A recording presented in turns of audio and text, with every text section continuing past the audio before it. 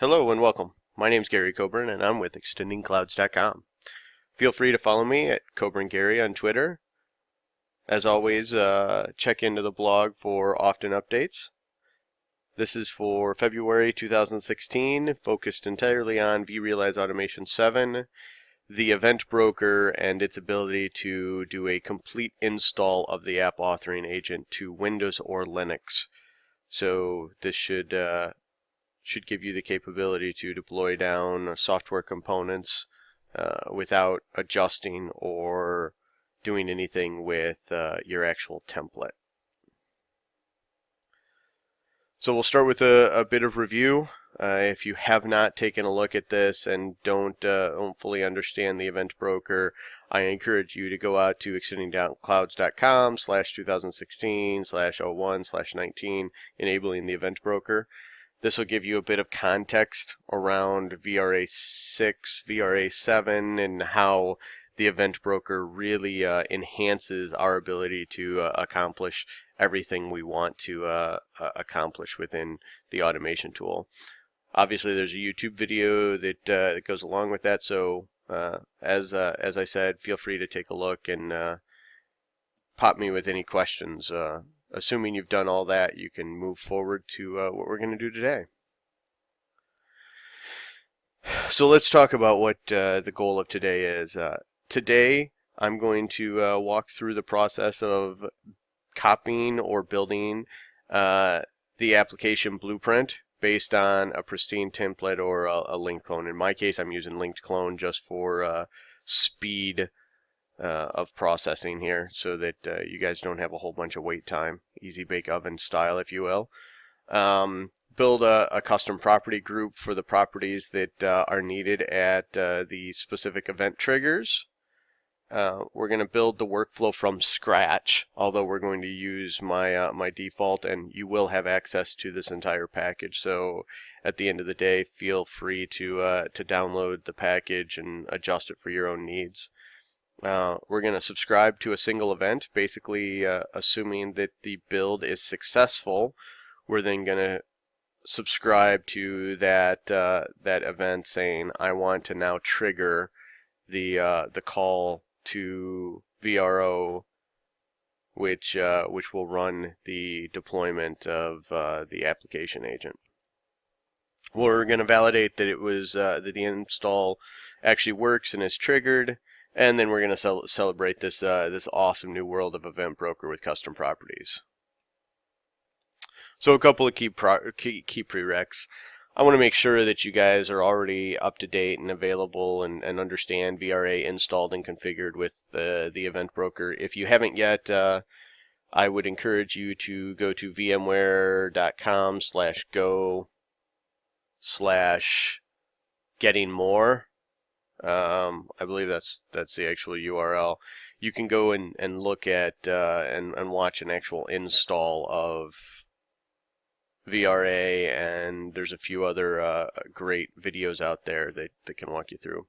I'm going to utilize the workflow template, so I would encourage you to use the workflow template at least in the event broker that my previous posts.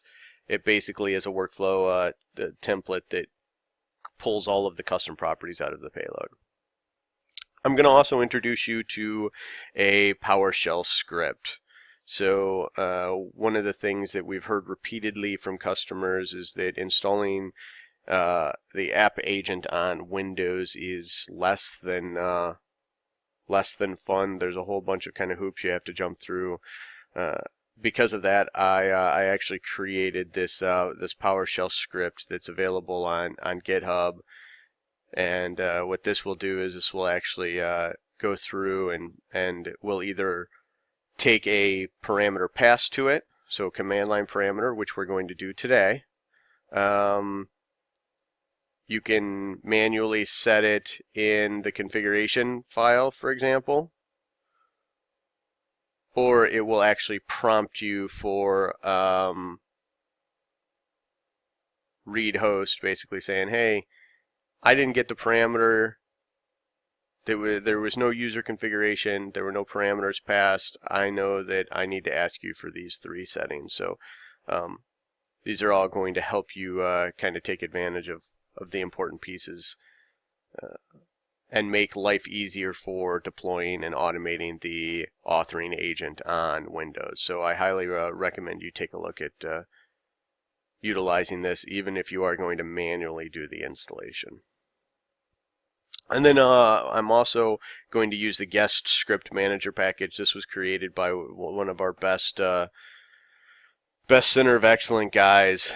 These guys basically took the run a programming guest workflow and enhanced it so that you get all the feedback of the things that you want to do. So if you search for a guest script manager package, you'll find the package that Christoph created. I highly recommend using that. The full workflow package that I'm going to include in the links on the blog will include a link that has the guest script manager package built in, so you don't necessarily have to go download it on your own, but it's going to be a working version. So just information for you to consume. So without further ado, let's jump into the demonstration. So I actually, this is my Event Broker custom properties example, if you will. This is my workflow template. As you can see, generally this goes through and grabs all of the properties that are being passed to it and gives you a system log of each of those. Nothing really stellar or compelling in here, but just informational. And this is where we'll clone this and add to this some very specific footprints that take custom properties that are passed from vRealize automation into VRO to logically define what we want to do. I also want to highlight that I have run just the collection of properties. This is the output that you will get if you run these. As you can see, I have a blueprint that is CentOS x86 non-prod, basically meaning it's a linked clone. And you'll notice that it's got a number of properties that are being passed. No custom properties as it stands right now, other than the extensibility at request. And you'll notice that down here, the last really one that we've got is number of instances. For the sake of this demonstration purpose, I actually created a software component that I could trigger as well. I created this just for the sake of testing and illustration purposes, but you'll notice that this one, after the number of instances, we've added these components.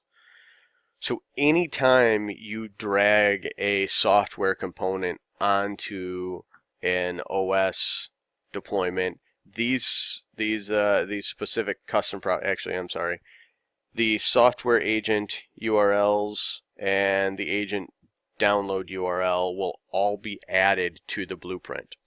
So those are the things we're going to look for to trigger a execution of our actual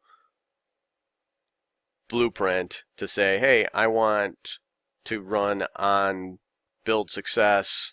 I'm going to use the agent download URL to say, hey, if that property is set, I am then going to use that property and say I need to run against anything that has that property set. So again, the flexibility of Event Broker with version 7 is what enabled this. All right, so next we'll step into our guest script manager and create the scripts that we want to take advantage of. So we're going to create two scripts. We're going to create a Linux and a Windows.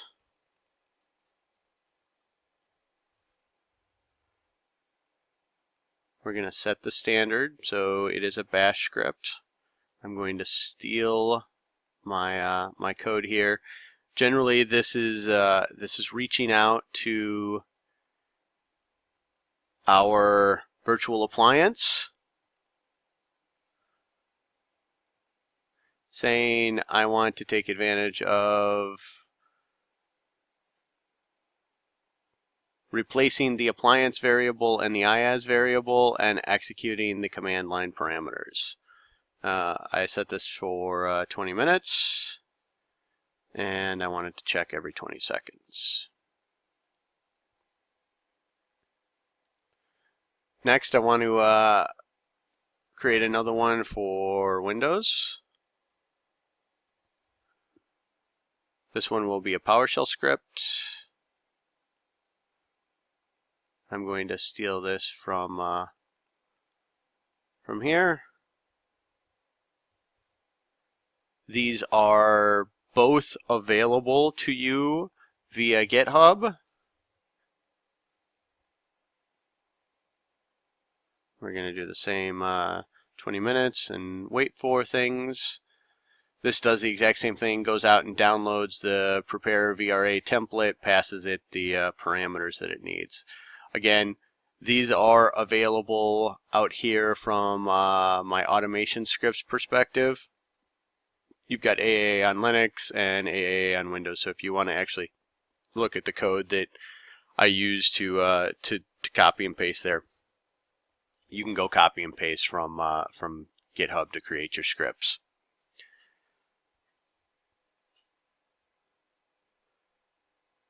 So now that we've created the scripts and can take advantage of, we'll take the run script in guest. We want to duplicate those and say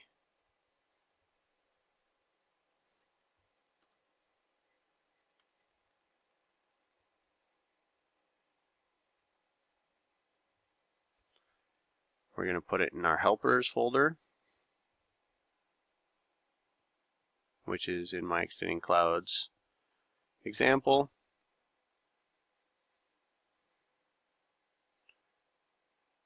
We're going to actually do that twice. We're going to duplicate that one.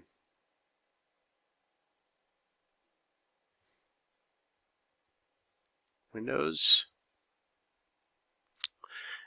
Now we've got those two available for the helpers. There's actually a couple other workflows that we want to take advantage of. We're going to want to use the reboot. So let's go to that one. We'll duplicate that one.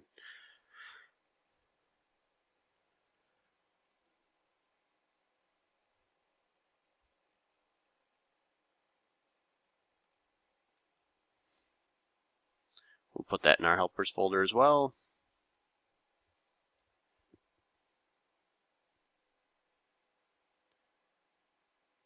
And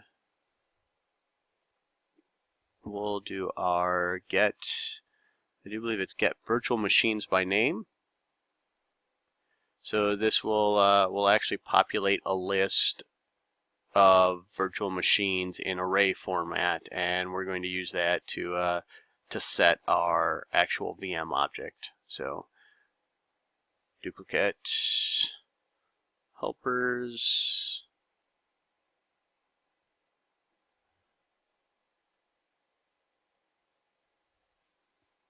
Oops. Helpers.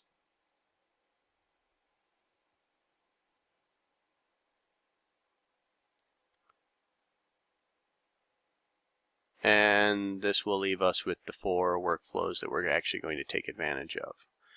Now, there's a couple of things. I duplicate those so that we can work on these without affecting the single generic ones that exist out of the box. Some of those, in fact, are locked.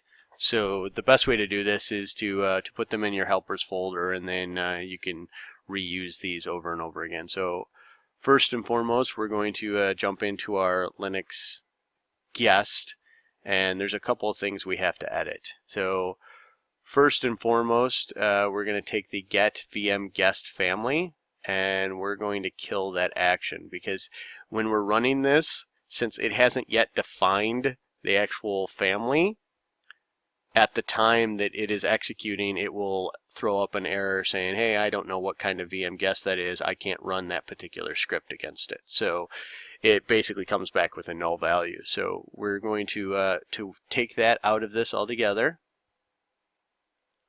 We're going to move our username and password into attributes so we can hard code those. And this is something, if you use the full download package that I provide you, you're going to want to change on your own. So it's going to come with my default settings, and you're going to want to change these. So for Linux, we're going to do root and set my default password. We're also going to take this guest OS family and hard code that to Linux guest. I believe that's right. Yep, Linux guest. So we've hard coded that. We've hard coded the username and password, and we've changed the input so it just needs the VM, the script configuration that we're going to use, and the script variables that we're going to pass to it. We increase that. We now do the exact same thing for Windows. So let's take out our guest family. Let's move our username and password to our attributes. Validate Windows guest. Perfect. And username here.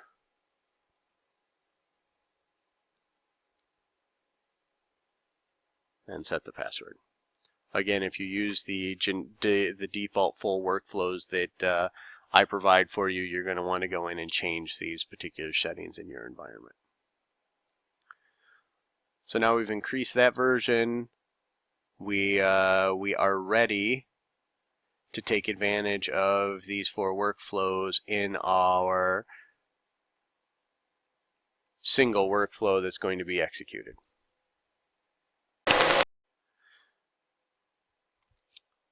Now we're going to duplicate our get custom properties example, and we're going to set this to be the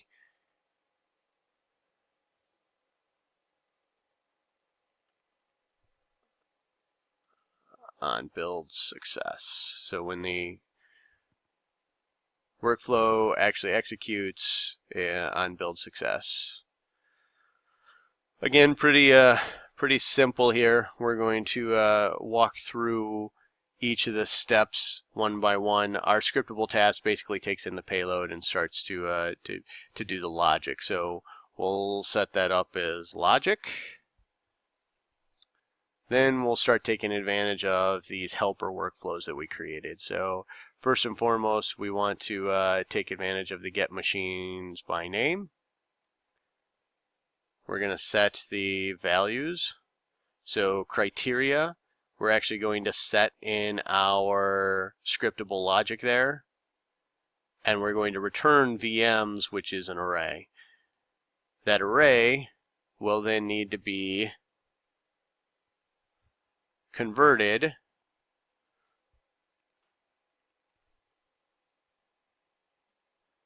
from VMs to a single VM object.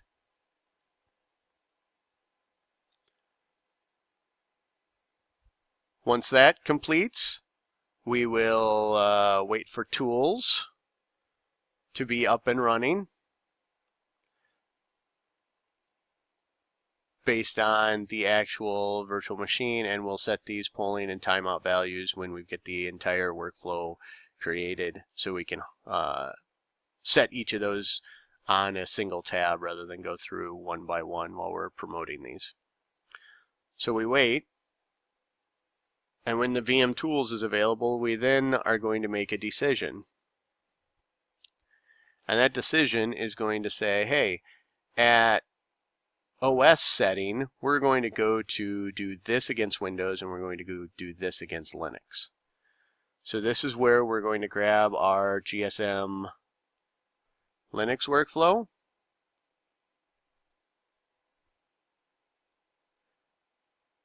And we're going to hard code this to len script configuration and len script variables.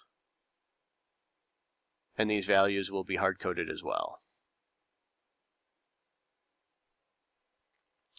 Then we'll do the same thing with our Windows guest script manager. We'll change this so that it is hard coded for Win.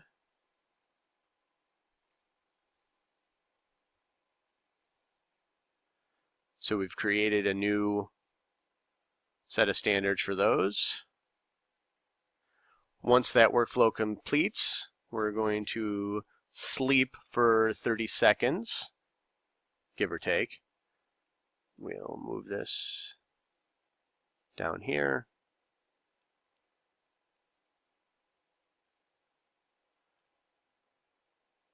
So now, after each of those executes, we're going to sleep for a period of time.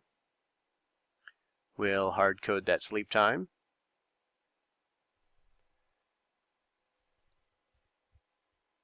Then we'll do our guest OS reboot. The reason we just did it that way is because at the end of the day, if we go to reboot directly after this, it actually moves too fast. The tools are still available, and it quickly does a reboot. So we want to give it a couple of seconds to get all of those configuration settings ready, to get the Darwin user all set, plugged in. We sleep, and then we'll reboot the system, and then go into our wait for tools. That way, it doesn't execute the next step of the process. It doesn't go back to VRA until the Windows tools are, or the VMware tools are registered and back up and running. So this is what our actual workflow is going to look like, top to bottom. That's the completed process. We're going to go into our General tab and hard code the values that we want to be able to set. So the Linux script configuration, for example, we want the AAA for Linux. The Windows script configuration, we want AAA for Windows. The script variables, you'll see we set those in our logic. So those will not be set at this time. We want to sleep for 30 seconds. We want to pull for VMware tools every 20 seconds. And we want to time out after 20 minutes, for example. The VMs, the criteria, the VMs, the VM are all going to be set throughout our script. And the one other attribute we need is our OS. And that we will set with our logic as well.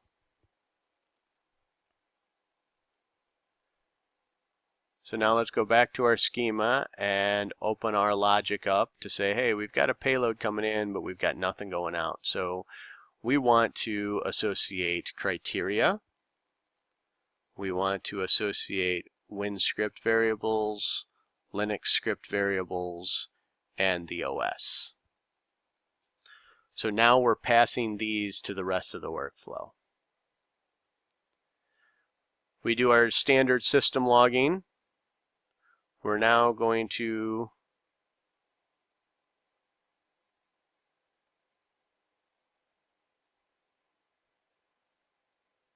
take our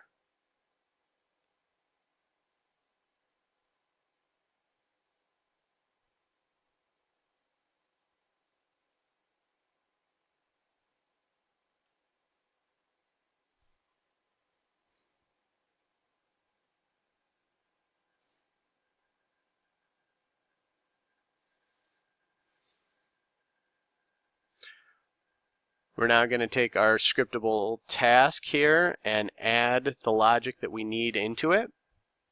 So first we get criteria from the machine name and we log it. Then we get a custom appliance FQDN and assign that to appliance variable. We do the same with IaaS and we do the same with OS for each of these custom values that are passed to us from VRA. I've hard-coded the URL and the file that we want to store it as within the Windows script variables. I then set the password for the Darwin user on the Windows environment. Then if the OS actually equals Windows, we're going to set appliance, IaaS, pass, URL, and file to the settings we collected. If not, that means it's Linux and it sets the variables for appliance and IaaS for the command line option. So then with the criteria, it gets passed to the workflow that pulls in criteria and puts out VM's array. I then want to take my VM's array and convert it into a VM object.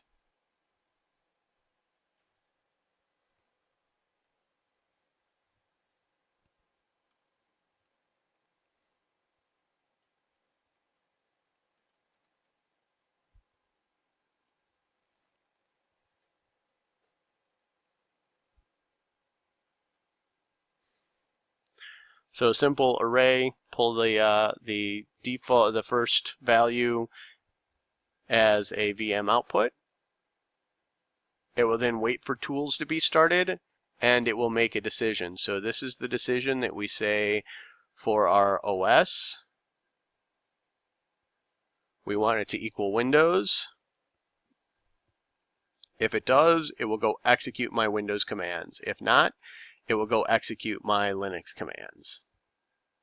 We sleep, we reboot, and then we wait for tools. And that is our workflow for app authoring on onBuildSuccess. Alright, so we've completed our workflow process. Now we need to go into our VRA environment and step through the process of creating the properties that we want to pass and such to this. So first and foremost, let's go create the appropriate property group. App authoring agent. We're going to create that custom.appliance.fqdn, which for me is va-vra.byteback.records. I don't want that overridable because that's hard-coded value for me.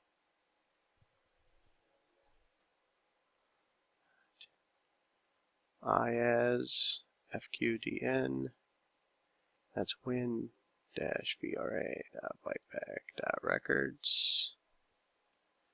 And again, I don't want that overridable.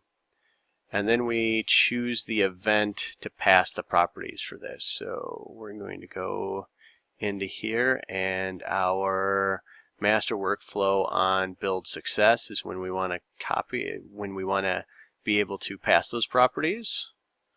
So we'll set this in here, and we'll tell it to send all of the properties, and we again don't want this overridable.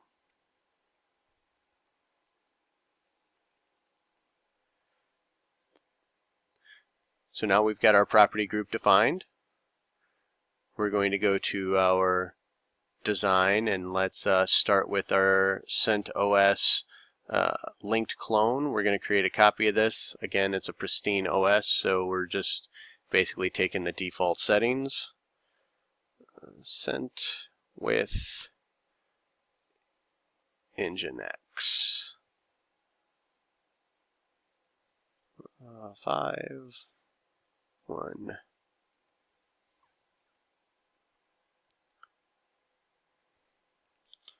So you'll notice we've got our VM here. We've got no software components on it yet. We're going to go and we're going to add that property group that we just created. And we're going to create a custom property on this that is custom.os, so that we define our operating system and the logic is there. Again, this is a Linux system, so we don't want to override that. Next, we'll go to our software components, and we'll take advantage of the Nginx Linux. This is something, if you guys want, I can export out those blueprints and make them available. Really, truly, there's nothing impressive about this. It's just literally an install, configuration, and startup of Nginx on this template, if you will. Next, we're going to do the same thing with our Windows system. So, Win with Nginx.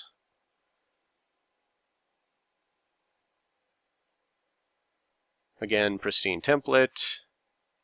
We're going to go in and set the property group for app authoring. We're going to create the custom property that is custom.os and define it as Windows. And again, I don't want it overridable.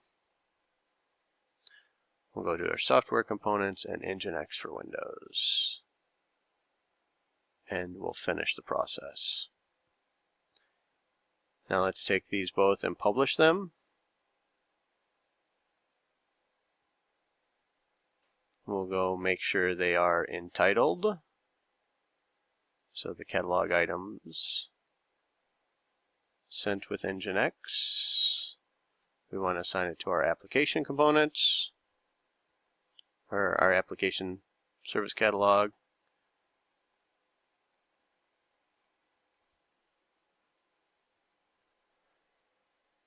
Now our catalog items, on-premise applications, and we've got our sent and win. We're not actually going to execute this yet. The reason for that is we have not created the actual entitlement, the actual subscription to the event broker service yet. So we're going to go back to our administration, we're going to go to our events, we're going to go to subscriptions, and we're going to create a new subscription for machine provisioning. We're going to run based on conditions because we only want this to run if the lifecycle state event equals VMPS workflow, master workflow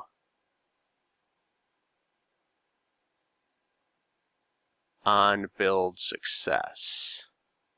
So the event of build success, we want to execute this, and we only want to execute it if that custom property is defined on the actual blueprint. Then that custom property is data tilde machine tilde properties tilde agent dot download dot URL. Let's validate that real quick just so that we feel good about it. Data machine properties agent download URL. Green checkbox. And we want to say, hey, if that continues HTTP, which basically means it's set, we're going to go ahead and run this AAA install. So we run our onBuildSuccess. We're going to block it so that nothing else can execute until it's done, and we'll set it to 20 minutes.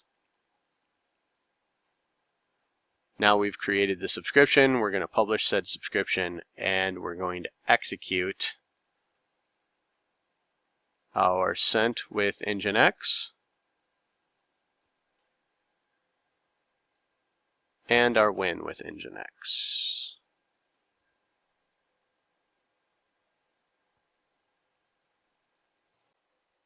All right, so we have executed the onBuildSuccess.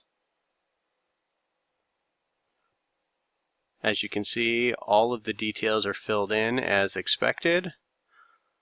The logs have actually run. This is the CentOS with Nginx. Downloads all of the needed packages and gives me all of the log information back. if I go back to my requests, we go back to our request page, I can go into my CentOS with Nginx. I can look at the step-by-step process, and you can see the network's been provisioned, the VM's been provisioned. It is now in the process of actually running the Nginx install code, and it's in progress. Now you can also see that the Windows one that we triggered with Nginx has been executed. We're replacing the variables in our script. We're building all of the pieces out. We're running the download of the PS1 and saving it as a prepare VM template.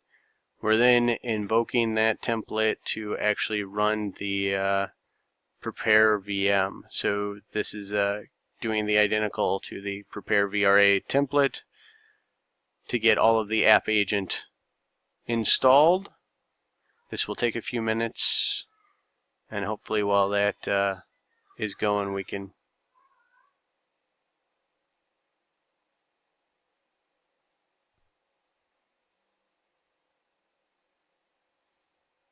so here's an example. We've implemented and downloaded the an RPM, launched the RPM to install the needed repositories for Nginx. We're also running through all of the different pieces to install Nginx as your web server. We'll refresh, and we're successful.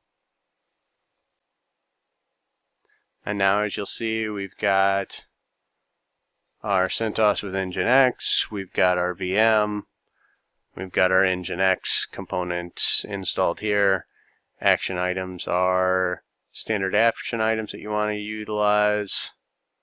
If you have any actions assigned to the actual software component, that would be here as well. So let's go back to our requests.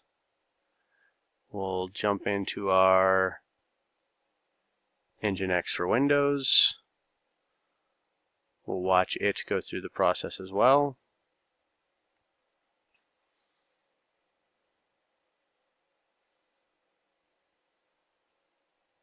Now we're running our script against the Windows host still, or the Windows guest operating system.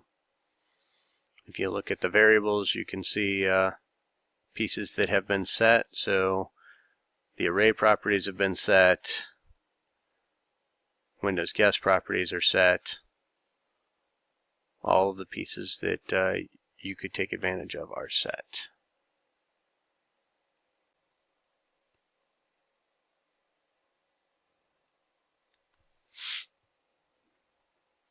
And we've completed the installation process ready for shutdown. So that means that it is triggering the reboot.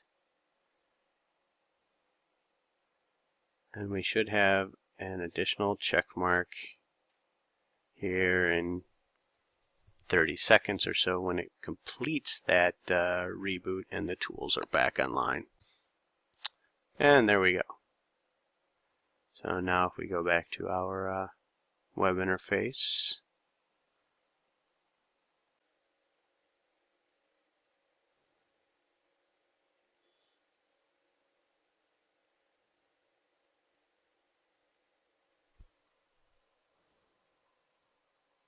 and successful. So we'll see the install work, the configure, and the start task all succeeded.